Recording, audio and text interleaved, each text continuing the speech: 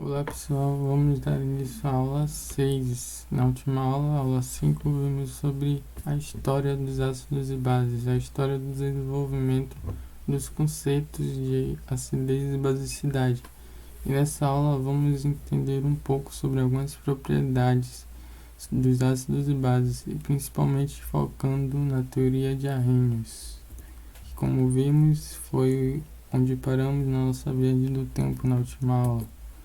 Aqui um breve resumo da aula. Vamos ver sobre as soluções eletrolíticas, o que são soluções eletrolíticas, os ácidos e bases segundo a teoria de Arrhenius e a importância dos estudos sobre ácidos e bases.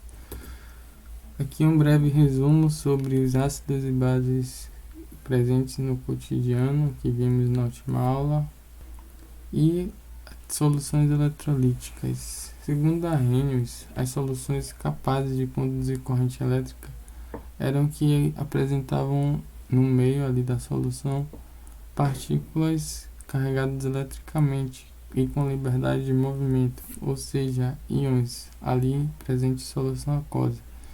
E essa teoria foi chamada de teoria da dissociação iônica. Foi um marco importante para a teoria de Arrhenius se consolidar. E aqui eu trago essa imagem para entender um pouco sobre ela. Bom, aqui na imagem A temos um aparelho que nos permite com que, se houver possibilidade de corrente elétrica, a lâmpada vai se acender, e se não houver, simplesmente não acende. Então na primeira imagem temos apenas água, ou seja, temos as moléculas de H2O aqui, e vemos que a lâmpada não se acende, ou seja, não conduz corrente elétrica porque não há íons, não há partículas carregadas eletricamente no meio. Na imagem B, temos o cloreto de sódio, que é um sal. E vemos que, apesar do cloreto de sódio ser formado por partículas carregadas eletricamente, quando temos ele sólido, essas partículas estão meio que neutras, porque uma anula a carga da outra. Então também não há condução de corrente elétrica. Já na imagem C, temos o cloreto de sódio dissociado em água, ou seja, foi adicionado o sal de cozinha em água, e quando isso acontece, há a dissociação dos íons. Então os íons negativos vão ser atraídos para o polo positivo do eletrodo, e os íons positivos vão ser atraídos para o polo negativo do eletrodo, fazendo com que haja essa condução de corrente elétrica, e assim a lâmpada se acende. E isso significa soluções eletrolíticas. São essas soluções em que há íons presentes e livres, capazes de se movimentar, conduzindo assim corrente elétrica. Tá, mas o que isso tem a ver com os ácidos e bases? Bom, os ácidos e bases são eletrólitos, segundo a teoria de Arrhenius, e vamos entender mais sobre isso a partir de agora. Com essa teoria de dissociação, ele associou o comportamento dos ácidos à formação de um íon, que é o H+, quando esse tipo de substância, ou seja, a substância ácida, era acrescentada à água. Isso possibilitou ele chegar a um conceito de ácido, que nada mais é que um composto que reage com água, produzindo o íon H+, como único cátion. Ou seja, temos aqui um exemplo de um ácido, que é o ácido clorídrico. Quando adicionado em água, ele se dissocia formando o íon H+, e o íon cloreto, que é o Cl-. Ou seja, exatamente o que vimos ali na definição de soluções eletrolíticas, a formação de partículas carregadas eletricamente, tanto positiva quanto negativa.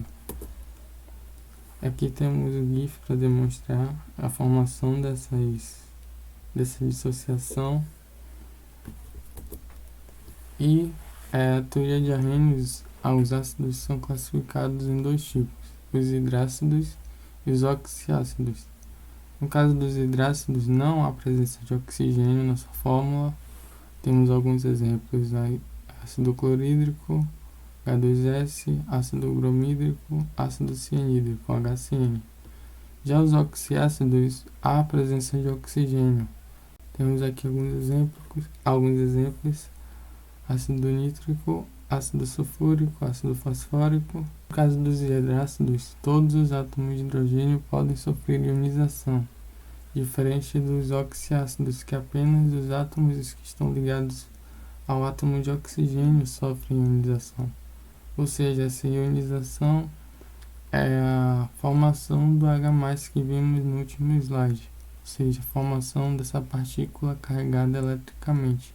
Agora, sobre as bases, de acordo com a teoria de Arrhenius, ele associou que o comportamento das bases está relacionado à formação do íon OH- quando a substância básica é adicionada em água, ou seja, em contraste com o conceito de acidez. Só que no de acidez ele relaciona com a formação de H+, e na basicidade ele relaciona com a formação de OH-, ou seja, a substância que, quando adicionada em água, vai formar como único íon negativo o OH-.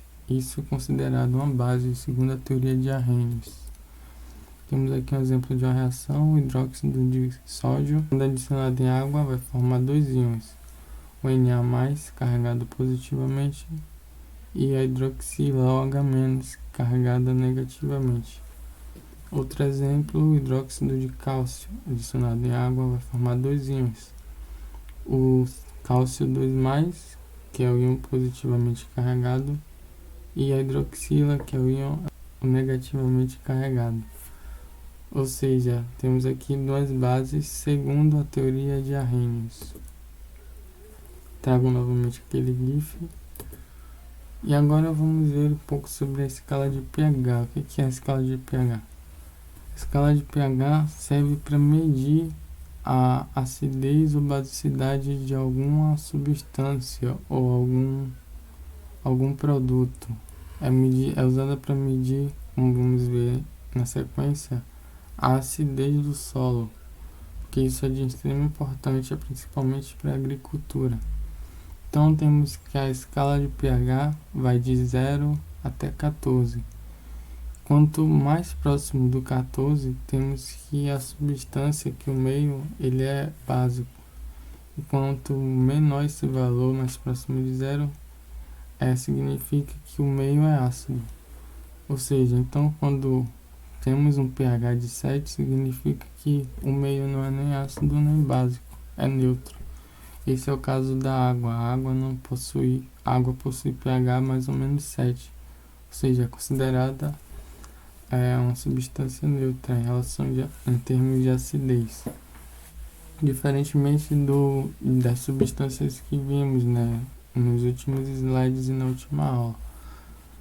Temos que um ácido forte vai ter pH entre 0 e 2, e um ácido fraco vai ter pH entre 5 e 6. Aqui vamos ver aqui esse esquema com alguns exemplos. Eu dei uma girada aqui na imagem.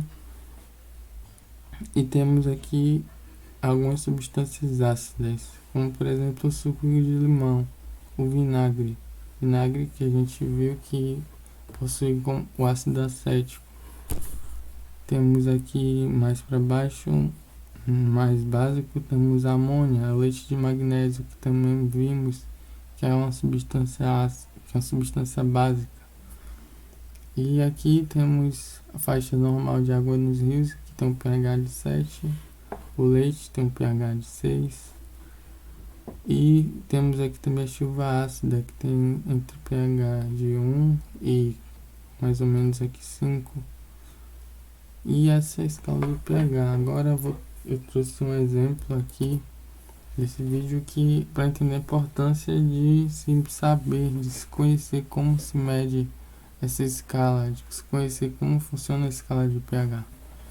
O vídeo é curto, eu vou dar play nele e vou comentando ao longo dele.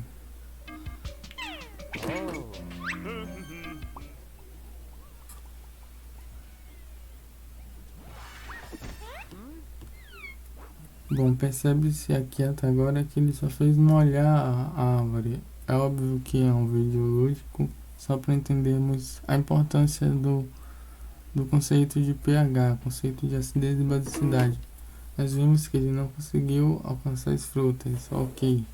E aqui temos um aparelho que mede o pH desse solo. Mede e, teoricamente, no desenho ele consegue alterar o pH desse solo. Então temos que o pH aqui está no ideal, que seria um pH neutro. E vemos que ele tem a possibilidade de aumentar o pH, ou seja, deixar o meio básico, ou abaixar o pH, deixando o meio ácido. Percebemos aqui que houve esse abaixamento no pH. E olha o que aconteceu com a árvore, ele já deu uma caidinha. E aqui abaixando mais ainda o pH, ele quase que destruiu a árvore, né? Ele deixou o pH do meio, o pH do solo muito ácido, que não é ideal para essa árvore, para as árvores em geral. Então ele acabou matando a árvore.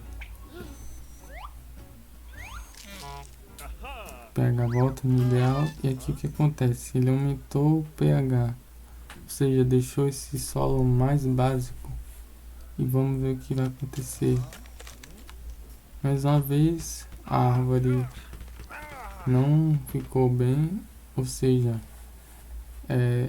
tende a haver essa preocupação em relação ao pH dos solos. Ele não pode ser nem básico nem ácido, ele tem que estar no pH ideal. E por isso que o estudo sobre ácidos e bases é de extrema importância, principalmente para a agricultura. Por conta disso, para saber identificar quando o pH vai estar no ideal. Bom, essa foi a aula de hoje. Na próxima aula vamos dar início ao estudo dos óxidos e dos sais, que são as duas substâncias que faltam dentre as 4 substâncias inorgânicas. E é isso, até a próxima.